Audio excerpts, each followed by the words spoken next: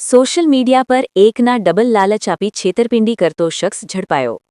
Social media platforms મારફતે 1 લાખના બદલે 5 લાખ આપવાની લોભામણી જાહેરાતો કરી લોકો સાથે છેતરપિંડી કરવાનો પ્રયાસ કરનાર ઇસમને પશ્ચિમ કચ્છ ભુજ લોકલ ક્રાઇમ બ્રાન્ચે ઝડપી લીધો છે।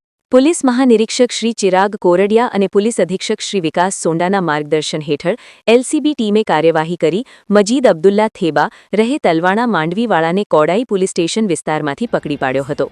આરોપી પાસેમાંથી ઉપર નીચે સાચી અને વચ્ચે નકલી ચિલ્ડ્રન બેંકની ચલણી નોટોના બંડલો, મોબાઈલ ફોન અને મોપેડ કબજી લેવામાં આવ્યા છે। તપાસમાં ખુલ્યું કે આ નોટોના બંડલના વિડીયો બનાવી ભુજના અલીશા શેખડાડાને મોકલવામાં આવતા હતા, જે સોશિયલ મીડિયા દ્વારા લોકોનો વિશ્વાસ જીતી છેતરપિંડી કરતો હતો। આ મામલે કોડાઈ પોલીસ સ્ટેશનમાં ગુનો નોંધાઈ વધુ તપાસ હાથ ધરવામાં આવી છે।